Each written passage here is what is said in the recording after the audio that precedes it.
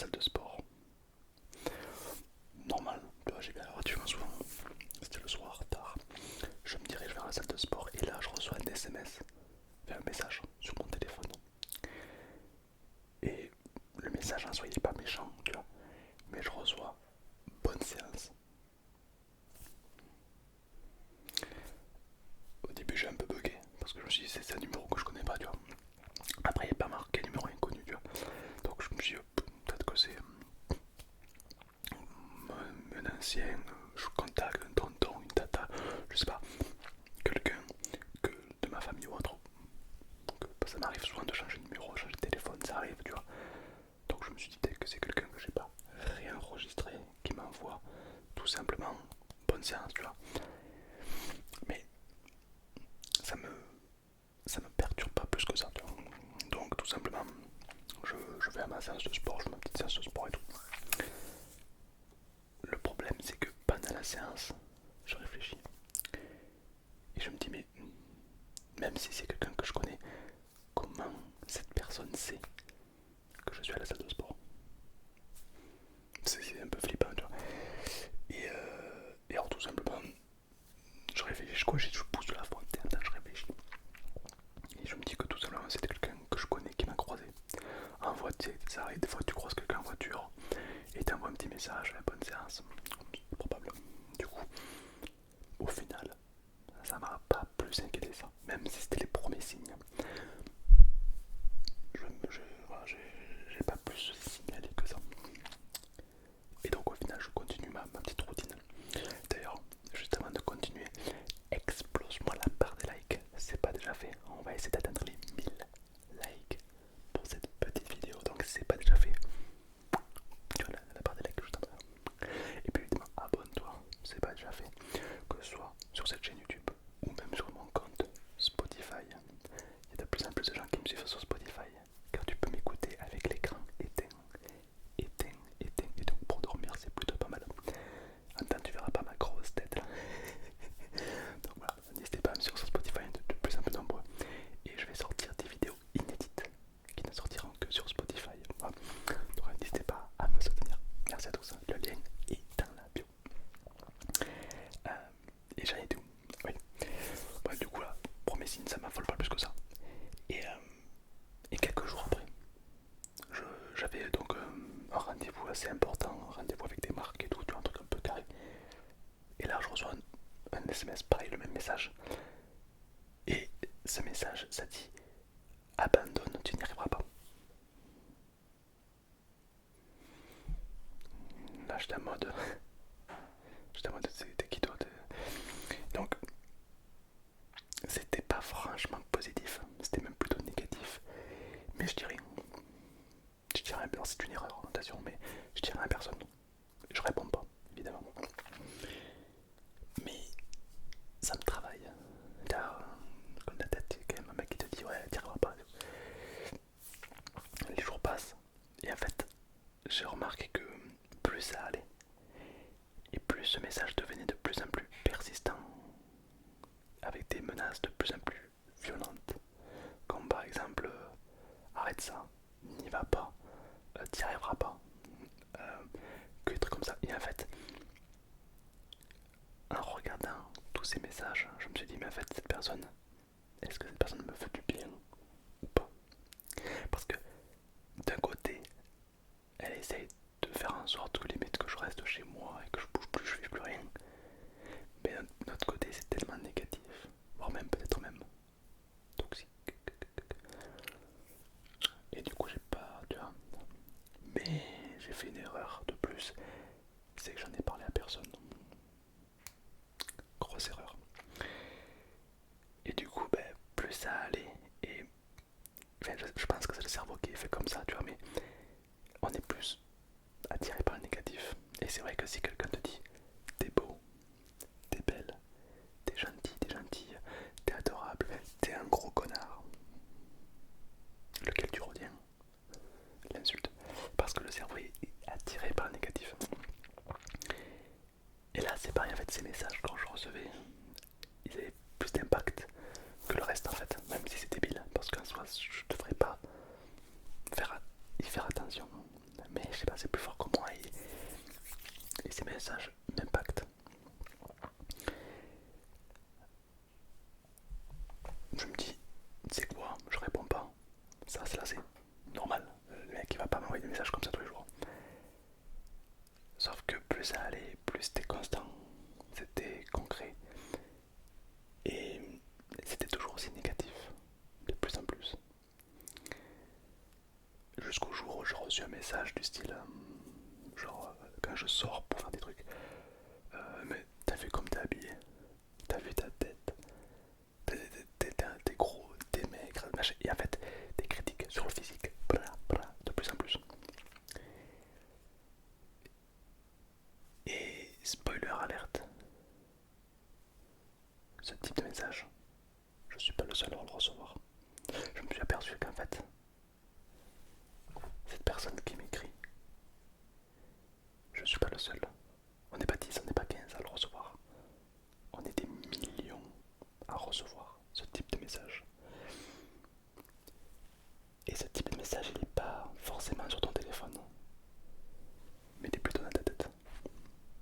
Combien de fois t'es sorti dehors et tu t'es dit, ah mais je suis pas assez beau, je suis pas assez belle, je suis pas ci, je suis pas ça.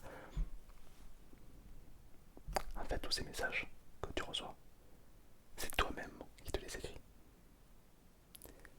Combien de fois tu t'es écrit ce genre de message sur net, marque-moi en commentaire. Combien de fois c'est arrivé de penser à ça? Des trucs négatifs, des trucs qui te freinent. Et tous ces messages, ce auto-harcèlement que tu te crées, on appelle ça des croyances limitantes. Il y a des croyances aidantes et des croyances limitantes. Il en faut des croyances, il faut croire en plein de choses. Le problème c'est que les croyances limitantes ça va te limiter. Tu vas sortir dehors, tu vas te dire mais non c'est de la merde ce que tu fais. Arrête. Une croyance aidante, c'est quelqu'un qui va te dire moi je crois en toi, tu l'as déjà fait, tu peux le refaire. Tu vois la différence? Mais c'est tellement plus simple de se limiter, c'est tellement plus simple de critiquer. Et du coup on se tend vers faire ça. Il y a des techniques pour arrêter de penser comme ça, pour quitter ces messages négatifs qui nous hantent, qui nous prennent la tête. Des fois il fait chaud, il fait beau, tu vas pour sortir dehors, tu vas t'habiller comme tu veux, mais en fait, t'as une petite phrase dans ta tête qui dit tu vas pas habiller comme ça, on va voir ton corps, on va voir si, oh là là, tu t'autocritiques. Mais il y a une façon d'arrêter ces messages. Ça s'appelle un recadrage de distorsion. C'est-à-dire que quand tu vas recevoir un message comme ça, non mais sors pas dehors, on va voir ton ventre. Premièrement, est-ce que tu crois vraiment que les gens, ça les intéresse? Pas besoin de répondre à cette question, j'ai fait une expérience pour toi. Je me suis déguisé en Yoshi géant en plein milieu de la place de la Comédie. Tom, c'est pas vrai, je vais te chercher le déguisement pour te montrer. J'ai acheté un déguisement de Yoshi. T'es mal à la tête. Géant, faire une expérience très simple. J'ai couru sur la place principale de la ville en criant comme un fou, avec un déguisement, une fois avec la tête, une fois sans la tête, juste pour voir un peu le regard des autres. Il n'y a pas plus flag et plus dérangeant qu'un Yoshi qui crie. D'accord, bon. Donc le petit ventre qui sort, le petit bourrelet, on s'en bat les couilles de ça. Là on parle d'un Yoshi géant tout vert qui crie. Niveau visibilité, on peut pas faire mieux. Et je regardais un peu la réaction des gens. Les gens, effectivement, ils me regardaient. Ils étaient en mode. Il y en avait qui étaient choqués, d'autres qui rigolaient, d'autres qui étaient stupéfaits. Beaucoup de personnes me regardaient. J'ai compté, même pas une minute après, ils m'avaient oublié. Donc en fait j'étais avec des potes et je leur ai demandé de filmer et tout machin. Et tous les gens qui ont une réaction, ils m'ont fait passer. Lorsqu'ils m'ont fait passer, comme vite ils ont reçu une notification et quelqu'un qui les a appelés. Ils ont continué leur rendez-vous, ils ont continué à parler avec la personne avec qui... En fait, leur vie a continué, tout simplement. Et comme leur vie continue, ils vont pas s'arrêter sur un détail. Toi j'imagine que tu fais pareil. C'est vrai que, par exemple, tu es sur l'autoroute et des fois il y a un accident, tu vois. Les gens qu'est-ce qu'ils font? Ils freinent pour regarder. Mais une fois que tu as passé l'accident, 30 secondes après t'as oublié. Genre c'est rare les gens qui vont se dire, qui vont parler de l'accident. Une fois que c'est fait, c'est fait. Là c'est pareil.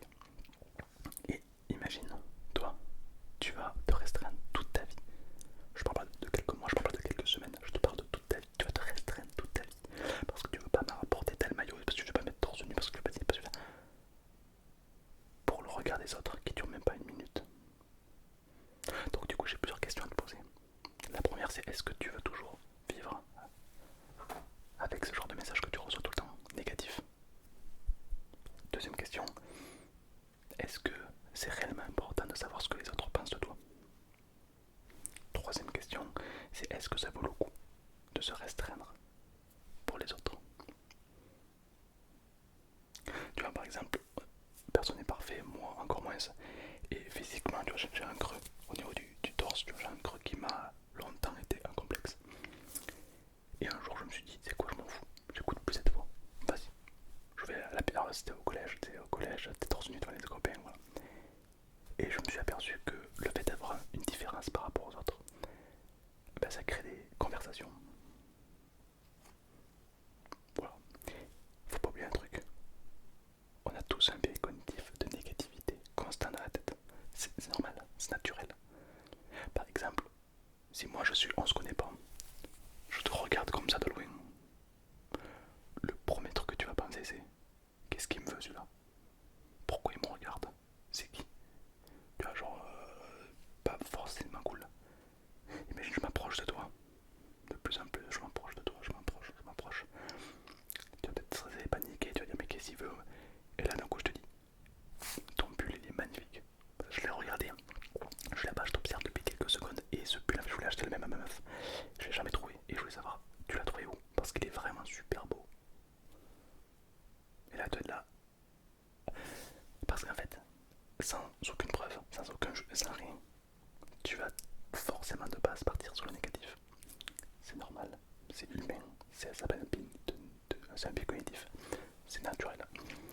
Parce que la survie de l'être humain depuis des siècles, c'est plus pratique de se dire, lui c'est potentiellement un danger, je me protège, je me mets en garde, plutôt que, ah vas-y je rentre dans sa cave, c'est rigolo.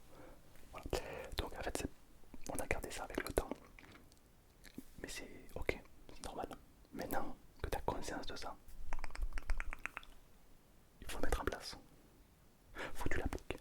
Faut que tu te dises, est-ce que je vais vivre comme ça tout le temps ou pas? Alors moi j'ai une petite suggestion à te faire pour cet été. Il fait beau, il fait chaud. Ouais mais j'aime pas mon corps, ouais mais j'aime pas ci, j'aime pas mes lunettes, j'aime pas ça. On s'en fout. Vas-y, fais-le, fais ce qui te fait envie.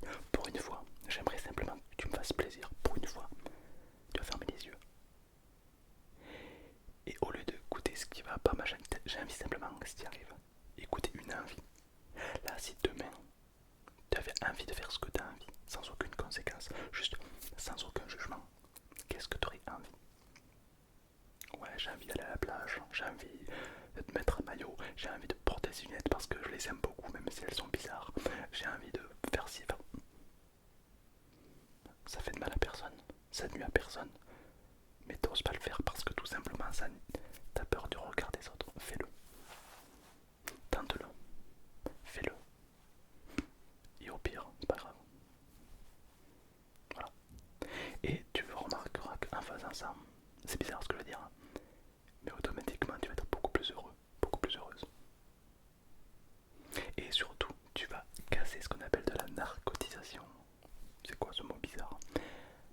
Avec le temps, peut-être que toi tu reçois des SMS comme ça depuis longtemps, des messages négatifs dans ta tête, que avec le temps, t'apprends à oublier, t'apprends à mettre de côté. En fait, ce que tu fais inconsciemment, c'est que tu anesthésies ces émotions pour ne pas souffrir. Tu te prives de certains plaisirs, mais pour pas subir ce plaisir, tu l'anesthésies. Le problème c'est que le cerveau il est un peu bête. Il t'anesthésie ça, mais il t'anesthésie tout le reste. Peut-être que ça fait longtemps que tu te dis, tiens, j'arrive pas à être aussi heureux qu'avant. Quand j'ai une joie qui arrive, elle est moins puissante qu'avant. Je sais pas si c'était déjà parlé de ça. Genre, t'as l'impression de moins ressentir les choses. Narcotisation. Donc peut-être que si, à partir de maintenant, tu fais ce que t'as envie,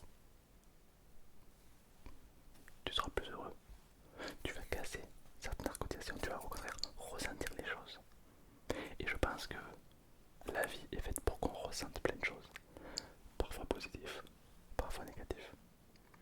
Mais simplement fais en sorte que certaines choses ne t'atteignent pas. Pourquoi la vie de quelqu'un que tu ne connais pas aurait un impact sur la tienne? Question bête, hein? Ouais, d'accord. Mais pourtant c'est réel. Pourquoi quelqu'un que tu ne connais pas, qui ne te connaît pas, donc il n'a aucune expérience, il ne sait pas qui tu es, pourquoi cette personne aurait un impact sur ta vie? Je pose ça là. Une question, je pose ça là. Ouais, d'accord. Ce serait quelqu'un que tu connais, qui est bon pour toi, quelqu'un qui t'aide vers l'avant, tu peux écouter ses conseils pour évoluer. Mais quelqu'un qui ne te connaît pas ne peut pas te juger. C'est comme par exemple, tu es assis dans un bar, et là tu vois un mec passer à fond en voiture. Tu le vois passer tout. Il crie tous les feux rouges. Premier réflexe, c'est qu'il se bouffe. Pourquoi il roule aussi vite? Il est fou, enfin, plein de trucs négatifs. C'est rare les gens qui vont dire oh, bravo, enfin quelqu'un qui accélère un peu. Non, tu vois. Mais même toi et même moi, on va réagir comme ça. On va dire oui. Parce qu'on le connaît pas. Et on va se permettre de le juger. Mais peut-être que si on aurait été avec lui dans la voiture, on aurait la raison pourquoi il roule aussi vite. Peut-être que c'est une urgence. Peut-être que sa femme est en train d'accoucher. On ne sait pas. Et là, tout de suite, ça nous paraît beaucoup plus normal. Mais on n'est pas dans la voiture avec lui. Juste on l'observe passer à toute vitesse. On le connaît pas et on juge. Et c'est erroné, on est d'accord. Du coup notre jugement est erroné. Donc si on va le voir et on lui dit ah, pourquoi tu... Il va pas te calculer. Parce que pour lui il a une priorité. Il y a sa femme qui accouche, il s'en fout de nos remarques. Là c'est pareil. Les gens vont te juger. Mais c'est erroné. Ils sont pas dans ta vie. Ils sont pas dans ton couple. Ils sont pas dans... Voilà. Donc ce sera forcément erroné. On ne peut pas ignorer le fait que quelqu'un qui ne connaît pas, qui n'a pas de conscience de ce que tu vis, ne pourra pas donner des conseils meilleurs que toi-même. C'est toujours quand même de se dire, lui il m'apprend à vivre alors qu'il ne me connaît pas. C'est quand même bizarre. Donc tous ces messages que tu reçois, ne le fais pas. Va pas lui parler. Oh, mets un t-shirt, on va ton ventre. Oh, fais ci, fais ça. S'il te plaît, mets ton téléphone en veille. Donc, voilà, je l'ai mis en veille. Tu le mets en veille. Tu peux l'éteindre. Désactive cette alarme.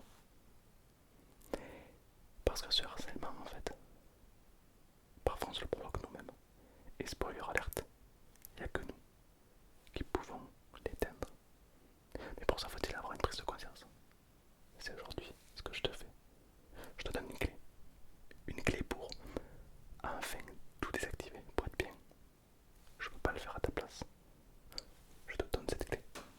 Maintenant, à toi d'ouvrir toutes les portes que tu veux. Il n'y a que toi qui peux le faire. Ok? Et vraiment, j'insiste dessus. Sens pas des couilles du regard des autres. S'en fout. J'ai fait l'expérience pour toi. Je me suis déguisé en Yoshi. Je l'ai même pas fait un story, rien. C'est vraiment, c'est pas pour me la péter, c'est pas pour faire des vues. Je l'ai même pas fait un story, rien. Juste, c'est pour moi. Je me suis bien Yoshi, j'ai couru comme un fou. Une minute. Une minute après, les gens s'en foutent de ce que t'as fait. Ils reprennent leur vie. Alors fais ce que t'as envie. Au pire, ça fera réagir les gens. T'en fous. Quelques minutes après, ils t'auront complètement oublié. Et puis, qui sait, peut-être même que les gens, au contraire, seront plus compétissants, compatibles, compréhensifs. Ils seront peut-être plus gentils. Enfin, c'est vrai qu'on pense toujours au pire, on pense au jugement et tout. Mais les gens ne te regardent pas pour te juger. Ils te regardent parce que t'as envie. Ils te regardent parce qu'ils disent ah ouais, lui il a le courage de le faire. Il faudrait que je fasse pareil. Tu vois. Donc fonce. C'est très important. Et c'est important pour moi de te faire cette vidéo pour te montrer que il faut pas être esclave de soi-même. Fonce. Ok, c'est très important. L'été est là, il fait beau, il fait chaud.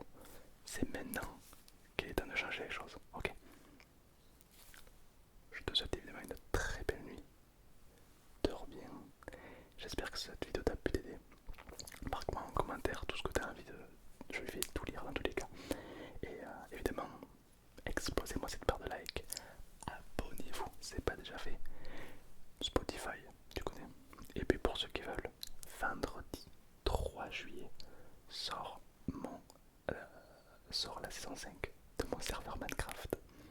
Vendredi 3 juillet à 21h, je serai en stream sur TikTok et sur YouTube, sur ma chaîne gaming, pour l'ouverture de ma saison. Donc s'il y en a qui veulent venir